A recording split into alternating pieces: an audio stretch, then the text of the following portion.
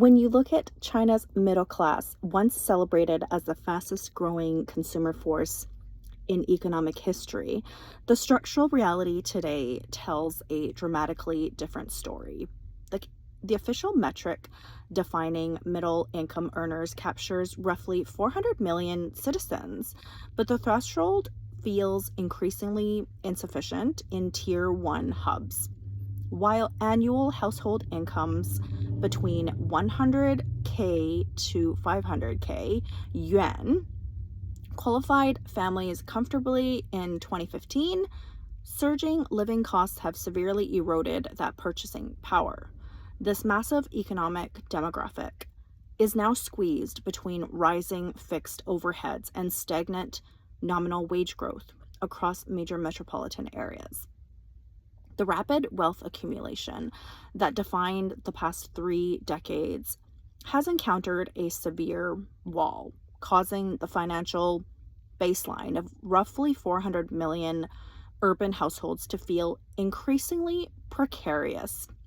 Decades of double-digit GDP growth created an expectation that personal financial expansion was a permanent baseline reality rather than a cyclical anomaly.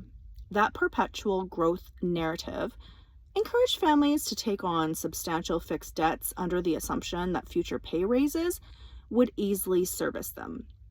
Now, as baseline economic expansion moderates toward lower targets, households find themselves over-leveraged against a far flatter income trajectory. For decades, the implicit social contract relied on continuous upward mobility, but today's urban professionals find themselves fighting simply to preserve what they already have. The social compact promised that relentless hard work and higher educational credentials would guarantee an ever-improving quality of life.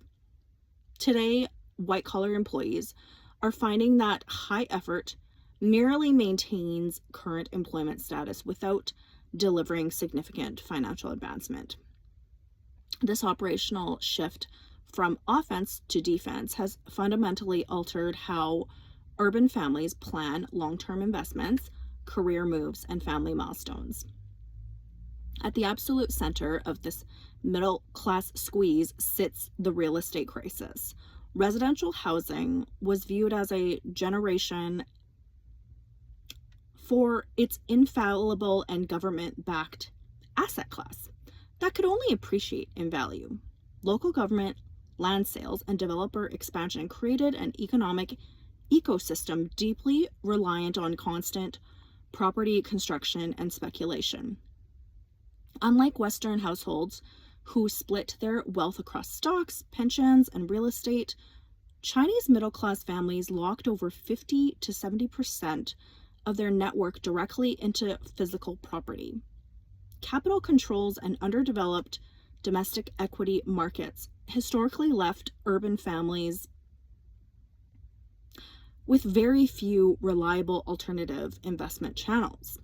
Buying multiple apartments was culturally and financially treated as the primary vehicle for retirement security and generational wealth transfer. As a consequence, urban households ended up dangerously overconcentrated in an illiquid asset class that is now facing structural repricing. As property values in Tier 1 and Tier 2 cities face prolonged downward pressure, trillions of dollars in paper wealth have effectively evaporated overnight. Homeowners in major cities like Shanghai, Shenzhen, and Guangzhou are seeing secondary market sales prices drop significantly on peak valuations. Unfinished, pre-sold housing projects severely shook buyer trust, leaving many mortgage holders paying incompleted assets. This widespread devaluation directly contrasts the underlying equity that families counted on to fund healthcare, retirements, and children's education. When a family's primary asset loses 20 to 30% of its market value, the immediate psychological impact is a dramatic contraction in household spending. Asset depreciation destroys consumer confidence, even if families' monthly take-home salary remains unchanged on paper. Homeowners feel significantly less secure embarking on discretionary expenditures like home renovations, overseas vacations, and luxury purchases. This dynamic demonstrates how paper wealth destruction directly translates into reduced real economic velocity and lower service sector revenue. This reverse wealth effect means families feel significantly poorer, prompting an aggressive retreat from discretionary consumer habits. The tech and white-collar sectors, historically the primary engines creating millionaires and high-salaried middle-class jobs, have also undergone massive restructuring. Internet platforms and private tutoring firms previously offered young educated workers high base salaries and lucrative stock option packages. Regulatory crackdowns aimed at curbing algorithmic expansion and private education costs intentionally reshaped these lucrative industries. The resulting corporate contracts eliminated hundreds of thousands of high-paying entry and mid-level corporate positions across major tech hubs. The famous 996 work culture, working 9 a.m. to 9 p.m. 6 days a week, synonymous with China and the grueling work culture, used to promise rapid career promotion and advancements.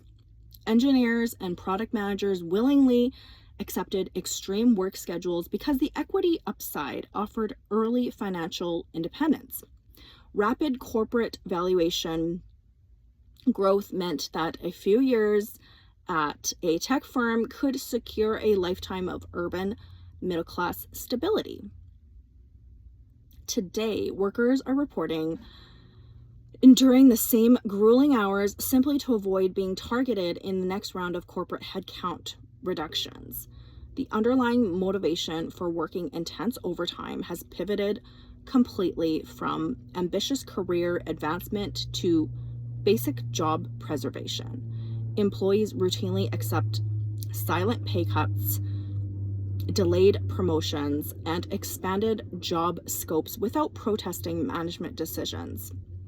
This atmosphere of corporate anxiety suppresses consumer optimism among the very young professionals who drive urban retail spending.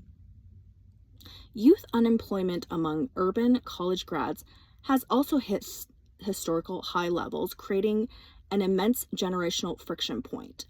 The rapid expansion of domestic university enrollment produced millions of highly educated graduates expecting professional office careers.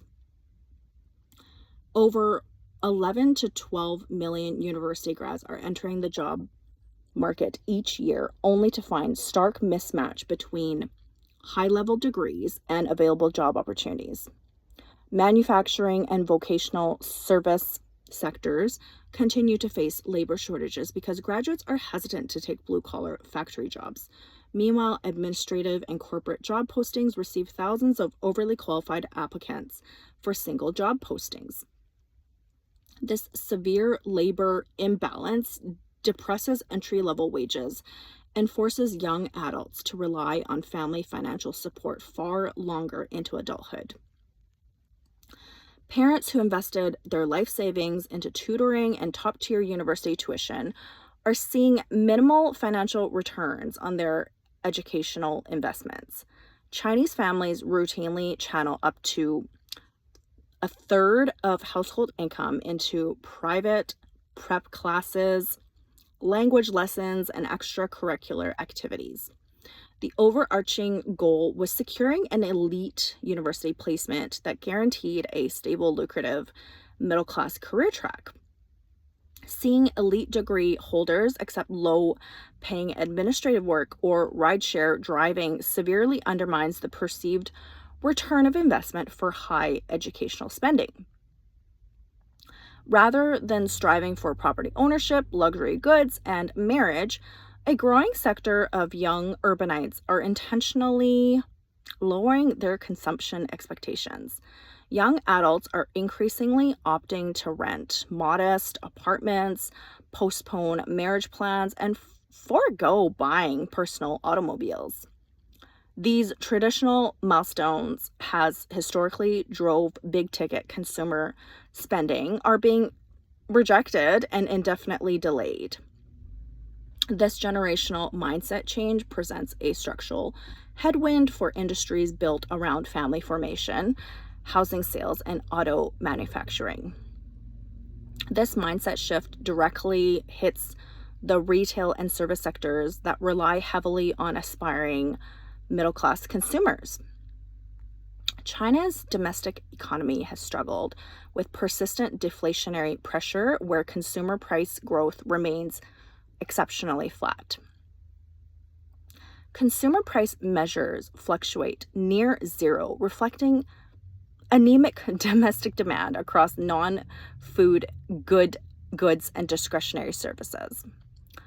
While falling prices sound beneficial on the surface, economic deflation signals deep consumer reluctance to spend money today when goods might be cheaper tomorrow.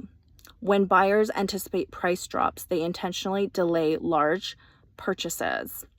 This delayed purchasing behavior forces manufacturers and retailers to offer even deeper discounts to clear accumulated inventory. The resulting margin compression forces businesses to freeze hiring or cut wages, reinforcing the downward economic cycle. China's rapidly aging population means a shrinking labor force is increasingly tasked with supporting elderly parents without robust universal safety nets. The 4-to-1 family structure leaves a single adult child potentially responsible for supporting 2 parents and 4 grandparents. The national pension systems face long-term solvency pressures, forcing middle-class families to build massive personal emergency funds. The provincial pension funds operate under growing regional deficits as the number of retirees outpaces active contributors. This all creates a defensive saving mindset, and it keeps huge amounts of capital sitting stagnant in bank deposits rather than circulating through the domestic economy. Household bank savings have repeatedly reached record highs as families pool cash in liquid, low-yield accounts. Healthcare costs for aging relatives represent another significant hidden tax in urban middle-class budgets. While basic medical insurance coverage is widespread, serious chronic illnesses require expensive out-of-pocket specialized treatments and medications. Even the cost of raising children has become so prohibitive that birth rates have dropped sharply despite explicit policy pushing to boost family sizes.